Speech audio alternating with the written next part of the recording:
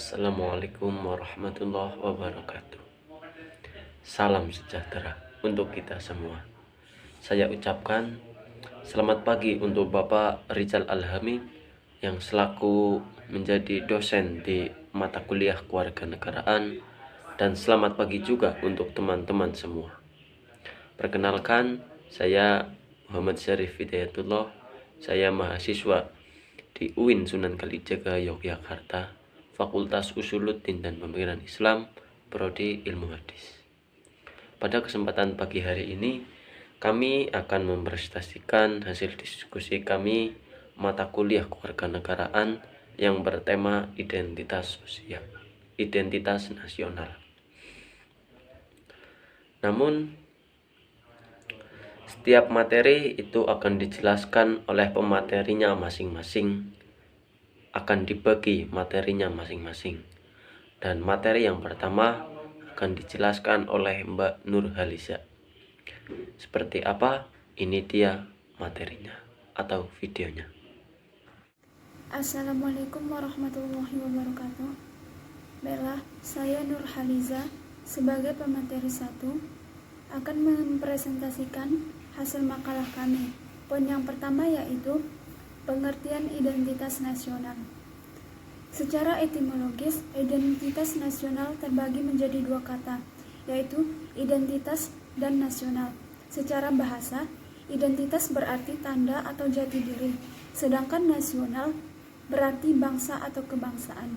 Jadi, identitas nasional adalah manifestasi nilai-nilai budaya yang tumbuh dan berkembang dalam berbagai aspek kehidupan suatu bangsa dengan ciri-ciri khas dari suatu bangsa yang membedakan suatu bangsa tersebut dengan bangsa yang lain. Poin yang kedua yaitu pentingnya identitas nasional bagi suatu negara. Dalam berkehidupan berbangsa dan bernegara, sangatlah penting bagi suatu negara untuk memiliki identitas nasional, karena identitas nasional merupakan jati diri bangsa yang bersifat khas dan menjadi pandangan hidup dalam mencapai cita-cita dan tujuan bersama. Jadi, apabila suatu bangsa tidak mampu mempertahankan identitas nasional yang menjadi kepribadiannya, maka bangsa tersebut akan mudah goyah dan terombang-ambing oleh tantangan zaman. Baiklah, poin yang selanjutnya yaitu Pancasila sebagai identitas bangsa Indonesia. Sebagai identitas nasional, Pancasila sebagai kepribadian bangsa harus mampu mendorong bangsa Indonesia secara keseluruhan agar tetap berjalan dalam koridornya dan bukan berarti menentang arus globalisasi, tetapi lebih cermat dan lebih bijak dalam menghadapi tantangan dan peluang yang tercipta. Pancasila juga sebagai nilai historis bagi masyarakat Indonesia, sehingga Pancasila sangat layak menjadi simbol identitas Negara Kesatuan Republik Indonesia. Sekian materi dari saya kembalikan kepada moderator. Lanjut ya, materi yang kedua, yaitu yang akan dijelaskan oleh Mas Faisal Amin. Ini dia materinya. Berikutnya, Pancasila sebagai identitas nasional Republik Indonesia. Pancasila sebagai kepribadian bangsa harus mampu mendorong bangsa Indonesia secara keseluruhan. Ingat, secara keseluruhan. Bagaikan sebagai jiwa seseorang, yaitu Pancasila sebagai kepribadian bangsa. Pancasila juga sebagai nilai historis bagi masyarakat Indonesia, karena Pancasila mencakup nilai-nilai perjuangan para pahlawan Indonesia. Selanjutnya, bentuk identitas nasional bangsa Indonesia. Bahasa yang pertama, bahasa Indonesia, yaitu bahasa yang merupakan bahasa persatuan Indonesia. Kedua, Pancasila sebagai dasar negara, lagu Indonesia Raya sebagai lagu kebangsaan Indonesia. Yang keempat, Garuda Pancasila sebagai simbol negara Indonesia. Yang kelima, Bhinneka Tunggal Ika. Yang keenam, Sang Saka Merah Putih sebagai lambang bendera. Yang ketujuh, Undang-Undang Dasar Negara Republik Indonesia tahun 1945. Yang kedelapan, bentuk negara kesatuan Republik Indonesia, yaitu bentuk negaranya pemerintahan. Yang kesembilan, konsepsi wawasan Nusantara. Yang kesepuluh, kebudayaan daerah, yang mana suatu negara memiliki berbagai budayaan daerah, dan Indonesia itu sendiri memiliki banyak budayaan dari tiap-tiap provinsi, dari tiap-tiap daerah. Yang terakhir, ketahanan nasional. Suatu bangsa itu wajib memiliki pertahanan dan keamanan di negaranya sendiri. Mungkin baik untuk menjaga keamanan dari berbagai musuh di negara lain, contohnya dari para penjajah pada masa perjuangan Indonesia dahulu. Mungkin itu presentasi dari saya. Assalamualaikum warahmatullahi wabarakatuh. Lanjut, ini materi yang terakhir atau materi yang ketiga yang akan dijelaskan oleh Mas Fahmi. Ini dia materinya. Assalamualaikum warahmatullahi wabarakatuh. Bismillahirrahmanirrahim. Saya M. Fahmi Aziz akan melanjutkan presentasi kelompok kami, kelompok 1 mata kuliah Kewarganegaraan tentang identitas nasional. Pada pembahasan yang pertama, unsur-unsur yang membentuk identitas nasional bangsa Indonesia. Unsur-unsur yang membentuk identitas nasional bangsa Indonesia itu adalah yang pertama, suku bangsa.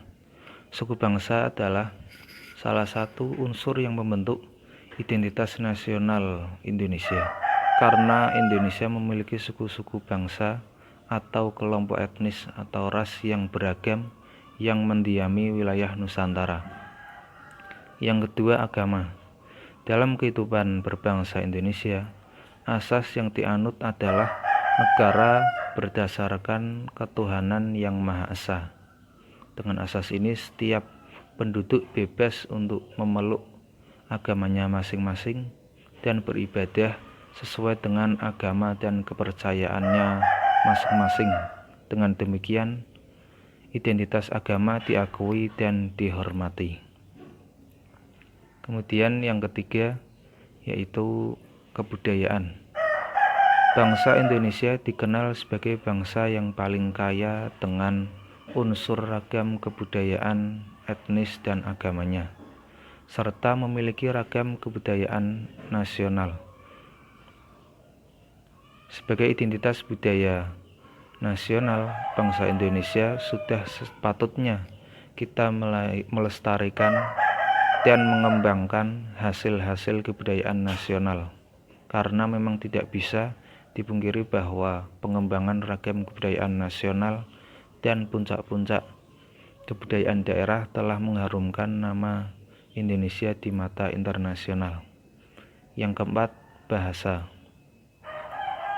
Bahasa sebagai sarana komunikasi dan sarana pengembangan ilmu pengetahuan dan teknologi merupakan aspek kebudayaan yang memberikan karakteristik unik pada identitas nasional, karena bangsa Indonesia memiliki bahasa Indonesia sebagai bahasa resmi dan sebagai bahasa persatuan. Kemudian poin pembahasan selanjutnya, tantangan terhadap identitas nasional. Bangsa Indonesia dihadapkan pada tantangan-tantangan yang cenderung menghantarkan situasi yang bersifat desintegratif dan mengancam eksistensi bangsa dan negara kesatuan yang berdasarkan ideologi Pancasila. Tantangan yang bersumber pada faktor eksternal maupun internal dengan implikasi yang mengaburkan identitas nasional. Tantangan eksternal bersumber pada berkembangnya proses globalisasi yang melahirkan neoliberalisme dan kapitalisme yang mengejawantah pada adagium one world development.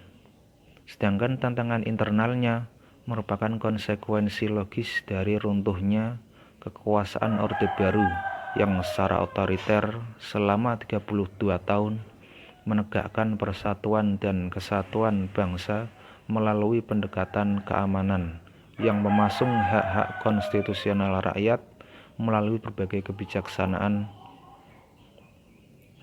yang bertentangan dengan konstitusi itu sendiri. Kemudian untuk pemberdayaan identitas nasional. Upaya pemberdayaan identitas nasional perlu ditempuh melalui revitalisasi nilai-nilai yang terkandung dalam Pancasila yang mengandung dimensi yang pertama realitas.